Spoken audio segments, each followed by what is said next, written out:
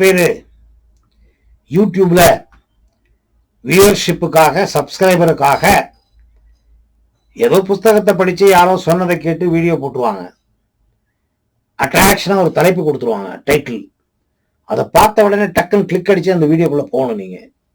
நீங்க இந்த வீடியோக்குள்ள போன உடனே அவனுக்கு ஒரு வீடியோவுக்கு 5 பைசாவோ 10 பைசாவோ வந்துடும் யூடியூப்ல இருந்து.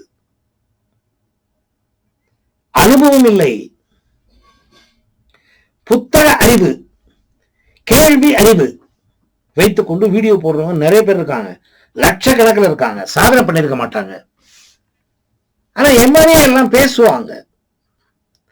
அந்த மாதிரி வீடியோக்களை பார்த்து மூன்றாவது கண்ணை திறக்க வேண்டும் என்று நீங்கள் பிரயத்தனம் செய்தால் கண்டிப்பாக கண்டிப்பாக கண்டிப்பாக தொந்தரவுக்கு உட்படுத்தப்படுவீர்கள். இது ஒரு கற்று தேர்ந்து சாதனை புரிந்த ஒரு நபரின் மூலமாக நீங்க கத்துக்கிட்டீங்கன்னா உங்களுக்கு ஏற்படக்கூடிய ஏற்றத்தாழ்வுகளை அவர் ஆகாம பார்த்துப்பார். இப்ப எப்படி ஒரு அம்மா ஒரு குழந்தைய ஒரு நிலை வரைக்கும் கையை பிடிச்சி காப்பாத்துறா, அந்த மாதிரி அந்த குரு உங்களை கையை பிடிச்சி கூப்பிட்டு போவார். ஏற்படக்கூடிய ஏற்றத்தாழ்வுகளுக்கு பரிகாரத்தை கொடுப்பார். யூடியூப்ல பரிகாரம் இருக்காது, என்ன பண்ணணும்னு போட்டிருப்பான், அவன் போன் நம்பர் கூட இருக்காது. தவறி போய் தெரியாம நான் தான் போன் நம்பர் கொடுத்துருக்கேன். எந்த முட்டாளும் போன் நம்பர் கொடுக்க மாட்டான். அட்டன் பண்ணணும். காத்தால எந்திரிச்ச உடனே பல்ல கூட தொலைக்க மாட்டான், போன் அடிப்பான்.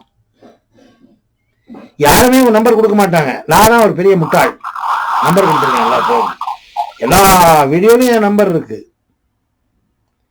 7500 வீடியோ போட்டிருக்கேன். பெரிய முட்டாள் நான் தான். ஏன் குருஜி, நாங்க அப்பதானே உங்களை தேடி வரோம், இல்லைன்னா நீங்க அப்படி போடலன்னா நாங்க உங்களை தேடி வந்திருக்க மாட்டோங்க. சரி, ஆனா யாருமே போட மாட்டாங்க. நான் ஏன் போட்டிருக்கேன்னா நீங்க கேள்வி கேட்டீங்கன்னா பதில் சொல்றது தெரியும். நீங்க கேள்வி கேட்ட பதில் சொல்ல தெரியணுமே. எனக்கு தெரியலன்னா நம்பரை போட்டு நான் என்னத்த பேசுவேன்? அதனால நம்பர் யாரும் கொடுக்க மாட்டாங்க. சரி, இருக்கட்டும், சப்ஜெக்டுக்கு வருவோம். சோ இதுக்கு நெறிமுறைகள் இருக்கு.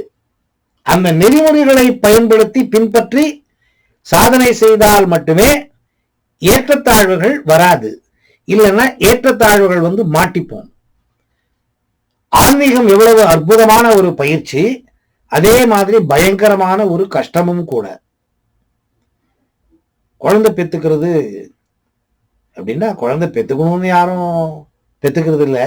ஏதோ கணவன் மனைவி 2 பேரும் சேர்றாங்க, ஏதோ 10 மாசம் குழந்தை வயிற்றுல வளருது. அது வளர்ந்த பின்னாடி இது வெளியே வரணும், எப்படியோ வெளியே வந்துடுது.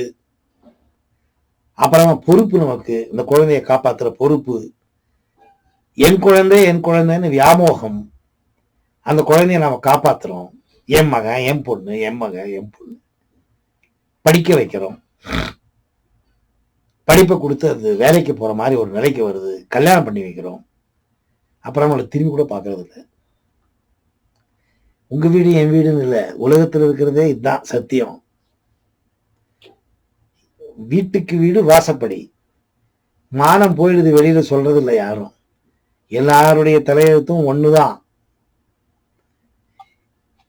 நீங்க பொம்பளையா இருக்கீங்கன்னா ஆம்பளையா இருக்கேன், அதுதான் வித்தியாசம். நீங்க எங்க நியூசிலாந்துல இருக்கீங்க, நான் இந்தியாவில் இருக்கேன், அதுதான் வித்தியாசம். நீங்களும் நானும் ரெண்டும் ஒன்னே தான். உங்க உடம்புல இருக்கிறது தான் என் உடம்புல இருக்குது. நான் பண்ண கர்மம் வேற, அதனால நான் வேற மாதிரி இருக்கேன். நீங்க பண்ண கர்மம் வேற, நீங்க வேற மாதிரி இருக்கீங்க. அழகு வெளித்தோற்றத்தை பத்தி பேசல. சோ நாம பண்ண கர்மத்துக்கு அனுசரித்து நம்ம வாழ்க்கை அமையுது. அந்த கர்மங்களை அனுசரித்து ஆன்மீக உணர்வும் உங்களுக்கு கிடைக்குது. கர்மம் கழிய கழிய கழிய கழிய மனது பக்குவப்படுது. மனது பக்குவப்பட்டால் கடவுள் குணம் உங்களுக்கு வருது. கடவுள் குணம் வந்துருச்சுன்னா அதுதான் உங்களுக்கு டோர் வே உள்ள போறதுக்கு. கோயிலுக்கு போனா கர்ப்பகுடி, இந்த கர்ப்பஸ்தானம், இந்த கடவுள் சிலை இருக்கிற இடம், அதுக்குள்ள நீங்க போறீங்களோ நான் போறோம், ஏதோ ஒருத்தர் போறதுக்கு அருகதை உண்டு. போறதுக்கு அருகதை அது கிடைக்குது. சோ அது கிடைக்கணும்னா நீங்க இதை பழகணும். ஆன்மீக பயிற்சி ஒரு கற்றுத்தேர்ந்த குருவின் மூலமாக பழகணும்.